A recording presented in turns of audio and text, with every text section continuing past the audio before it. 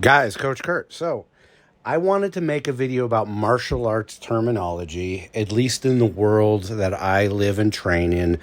I thought I would bring this up because this comes up from time to time when I'm talking to other martial artists.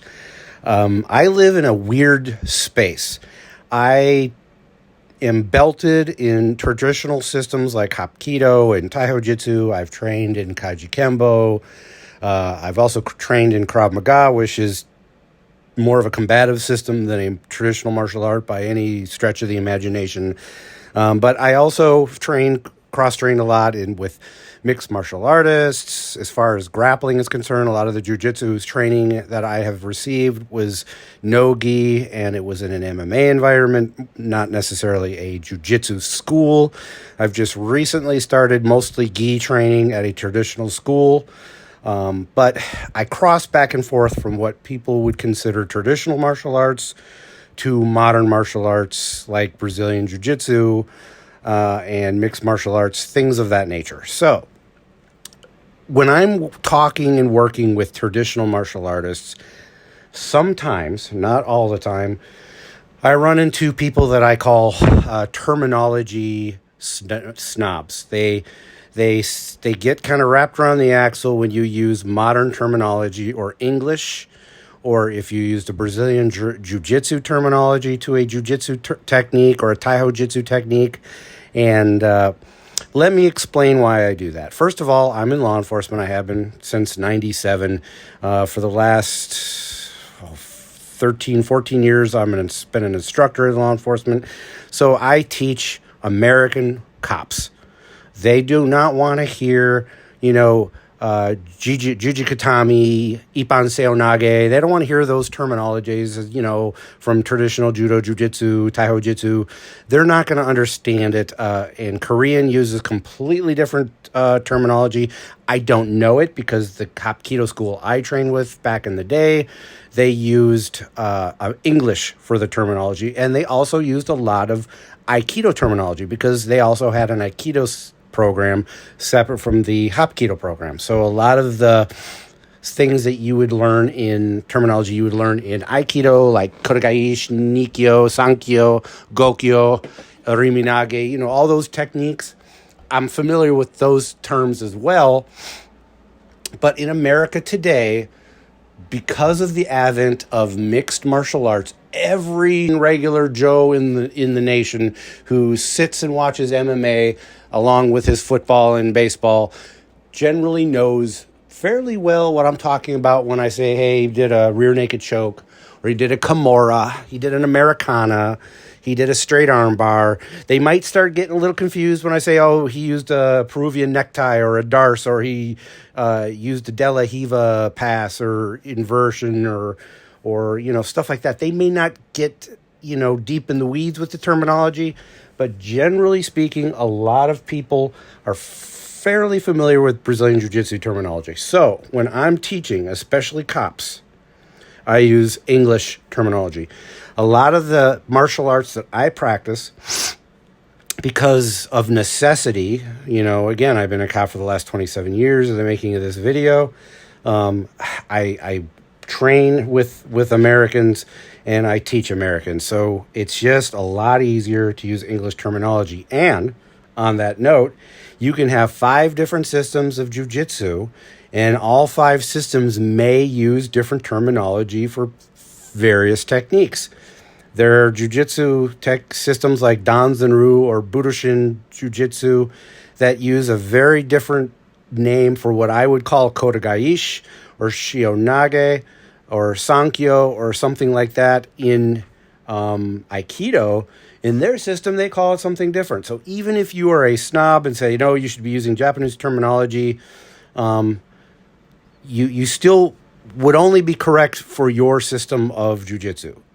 So to avoid all those heartaches and issues, I teach using primarily English. Now, I might follow up with a common name for something, and by common, I mean a Brazilian Jiu-Jitsu name for something, or even an Aikido name, because even if you are a Danzanru Jiu-Jitsu black belt, and I say, hey, Kodagaish, you probably know what I mean, that it's an outward wrist lock takedown. or something like that. I say Nikyo, you're like, oh, Z-lock, I've heard it called S-lock. You get the idea. Now, if you are training martial arts strictly for the historical aspect of it, for the tradition of it, and the internal aspects of martial arts, and you're not too concerned about self-defense, then that's fine. Get really deep into the weeds with the terminology. And of course, at your school, your dojo, there's a good example, dojo, gym, training hall, whatever you want to call it, dojang.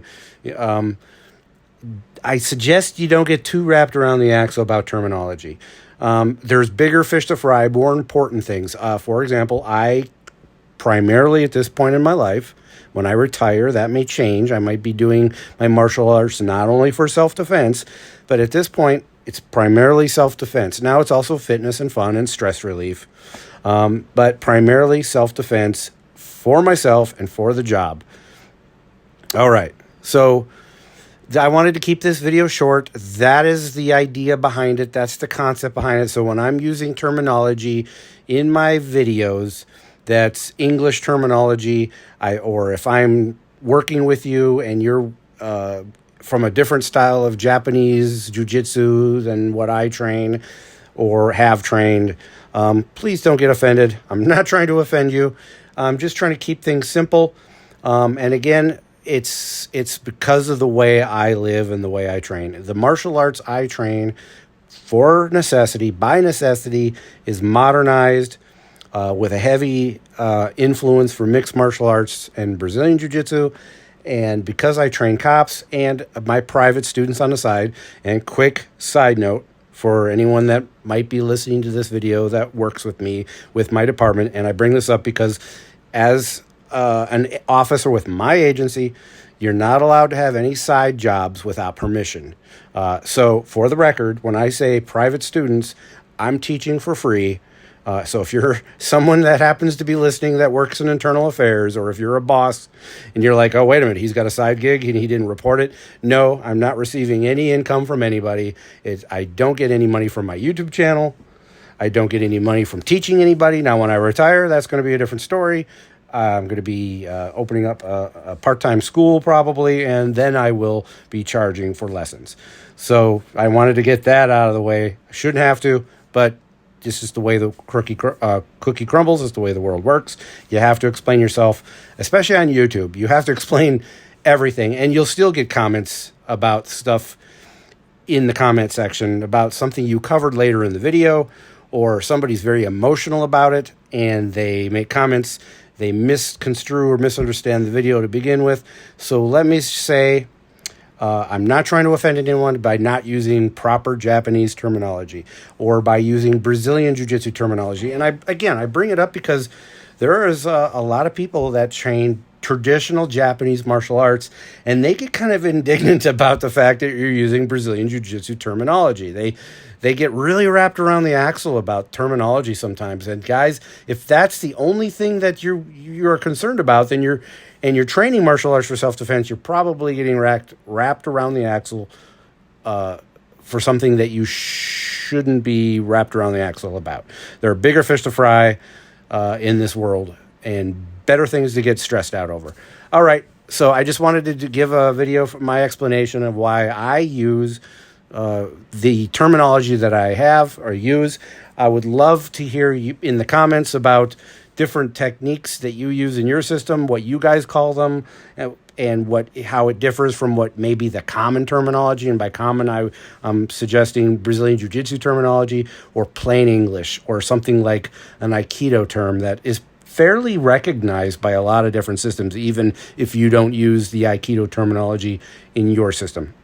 All right, guys, everybody take care, stay safe, be careful out there. Can I speak to in this office about saving on window treatments? I don't know. Is one of you the office administrator? I am. I'm the office administrator. Can I show you a few samples? We're not interested. We're not interested at all. Let's roll. Hey, let's be careful out.